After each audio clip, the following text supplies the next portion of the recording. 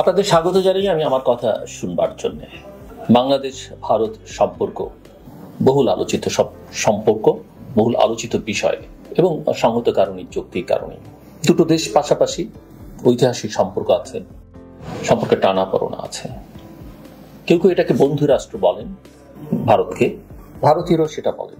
বন্ধুত্বের একটা ঐতিহাসিক সম্পর্কের জায়গায় দুই দেশ পৌঁছেছে, কিন্তু বাস্তবতাটা একেবারেই ভিন্ন।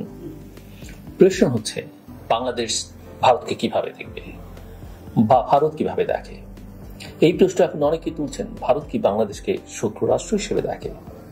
মুখে অনেক সুন্দর সুন্দর কথা বলে, কিন্তু কাজে তার মিলটা পাওয়া যায় না। কথা এবং কাজের মিলটাই আসলে আমরা করতে চাই। আজকে বাংলাদেশের একটা অঞ্চল পানিতে ভেসে যাচ্ছে, মানুষ বলছে, বিশেষজ্ঞ বলছে, এবং বাস্তবতা হচ্ছে ভারত এর পেছনে। আবার বাংলাদেশ অনেক সময় পানি পায় না, বাংলাদেশের ন্যায্য পাওনা ভারত বাংলাদেশকে বছরের পর বছর বুঝিয়ে দেয় না। 54টা নদী, অভিন্ন নদীর হিস্সা বাংলাদেশ পায় না। ফারাক্কা নিয়ে প্রচুর কথাবার্তা আমরা বলেছি, আমরা তিস্তা নিয়ে কথা বলছি, ওরা আশ্বাস দেয়, কথা রাখে না। ভারত উজানের দেশ এবং প্রায় প্রতিটি নদীর প্রবাহ পথে বাঁধ দিয়ে রেখেছে। বাংলাদেশ ভারতের পানি শাসনের শিকারে পরিণত হয়ে কৃষি এবং প্রাণ বৈচিত্র্যের দিক থেকে মারাত্মক ক্ষতির মুখে পড়ছে গত কয়েক দশক ধরেই। এর মধ্যে এই মাত্র দুদিন আগে মধ্যরাত থেকে ডম্বুর বাঁধ খুলে দিয়ে বাংলাদেশে আকস্মিক বন্যা সৃষ্টির জন্য ভারতকে দায়ী করা হচ্ছে। অনেকে দায়ী করছেন 31 বছর পর রাতের অন্ধকারে এই গেট খুলে দিয়ে বাংলাদেশের মানুষের প্রাণ এবং সম্পদ নষ্টের এই নজির পৃথিবীতে বিরল। এই ঘটনা প্রমাণ করে ভারত বাংলাদেশকে আসলে শত্রু রাষ্ট্রই মনে করে, বা মিত্র তো মনেই করেই না। ভারতের এই পানি সন্ত্রাসকে অনেকে গণহত্যার সাথে তুলনা করছেন। অনেক জায়গায় প্রতিবাদ এবং বিক্ষোভ মিছিল হয়েছে। এটা স্পষ্টভাবে আন্তর্জাতিক আইনের লঙ্ঘন। আইন অনুযায়ী উজানের দেশ বাদ দিতে পারে না। আবার দুই দেশের সম্মতিতে বাদ হলেও বিনা নোটিসে পানি ছেড়ে দেয়া হলে সেটা আইনের লঙ্ঘন। এই সরকার চাইলে, অর্থাৎ অন্তর্বর্তীকালীন বাংলাদেশ সরকার চাইলে ভারতের বিরুদ্ধে মামলার আবেদন করতে পারেন। ভারত আইনের লঙ্ঘন করেছে, ফলে এটা পরিকল্পিত একটা হত্যার ছক, এটা গণহত্যা। রাতের অন্ধকারে গেট খুলে দিয়ে মানুষ হত্যার দায় নিতে হবে নরেন্দ্র মোদী এবং তার সরকারকে। যেমনটা 16 জুলাই থেকে 5 আগস্ট পর্যন্ত যা কিছু ঘটেছে তার দায় শেখ হাসিনা সরকারকে সেই গণহত্যার দায় নিতে হবে। অনেকে আবার ভারতকে সেজন্য অভিযুক্ত করেন যে তারাও এর পেছনে ছিল। বাংলাদেশের মানুষ, আমি বিশ্বাস করি, অবশ্যই এই বিপদ কাটিয়ে উঠবে। সবাইকে অনুরোধ করব, আগে মানুষের জীবন বাঁচান। ত্রাণের উদ্যোগ পরে নেওয়া যাবে। বোট নৌকা না পাওয়া গেলেও বড় বড় কলার ভেলা বানিয়ে হলেও মানুষের জীবন বাঁচান। আমাদের সম্পদ এবং ফসল সব নষ্ট হয়ে যাক, যত সম্ভব আগে জীবন বাঁচাবার চেষ্টাটা করতে হবে।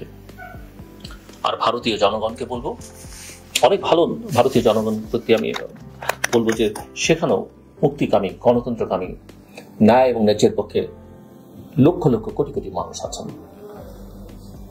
তাদেরকে বলবো, আপনারা নরেন্দ্র মোদীর রক্ত হাতকে প্রতিহত করুন।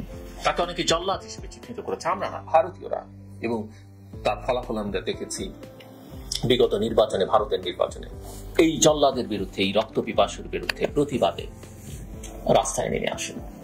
আমরা ভারতের জনগণকে আমাদের পাশে চাই এবং আমরা ভারতের জনগণের পাশে আমরাও থাকতে চাই। আর ভারত যদি মনে করে তারা বাংলাদেশের মানুষকে সহজে মৃত্যুর দিকে ঠেলে দেবে, তাহলে ইতিহাসের চরম ভুলটা করবে ভারত। ইতিমধ্যেই তারা অনেক ভুল করেছে।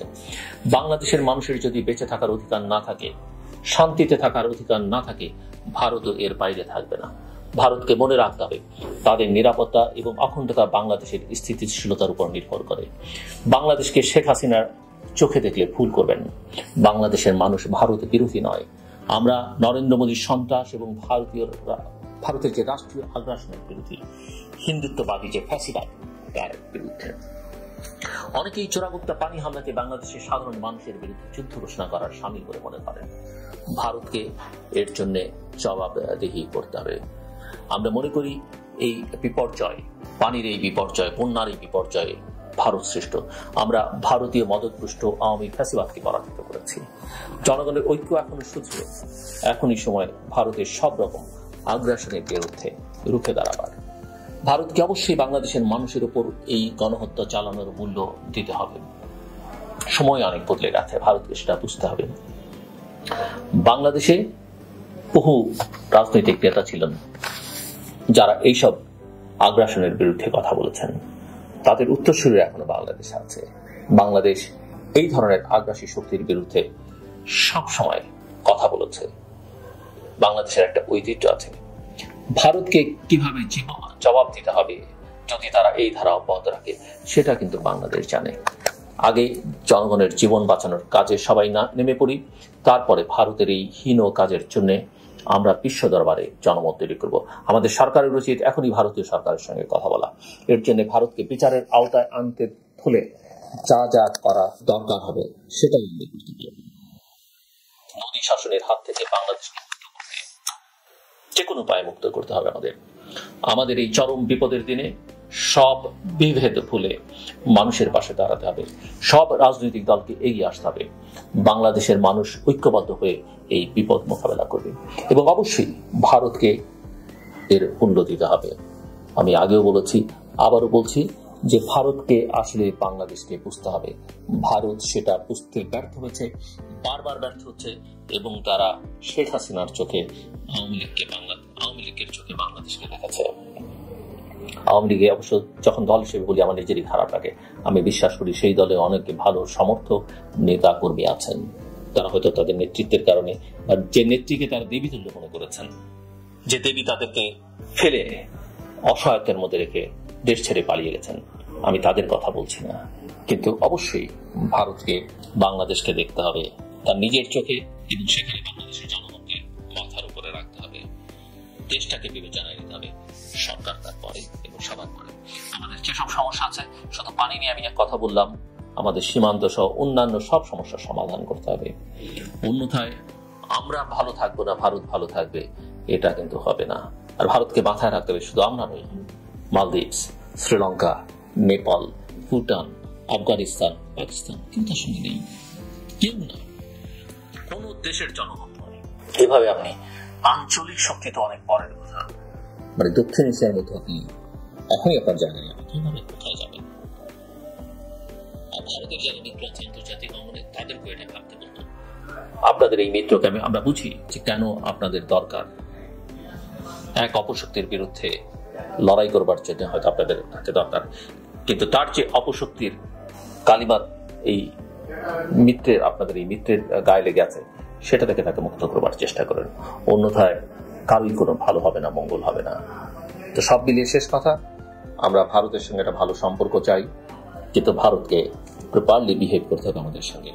আমরাও তাদের কোনো ক্ষতির কারণ হতে চাই না, তারাও যেন আমাদের কোনো ক্ষতির কারণ হয়। সবার জন্য আপনাদের অসংখ্য ধন্যবাদ, আমাদের সবার জন্য শুভকামনা।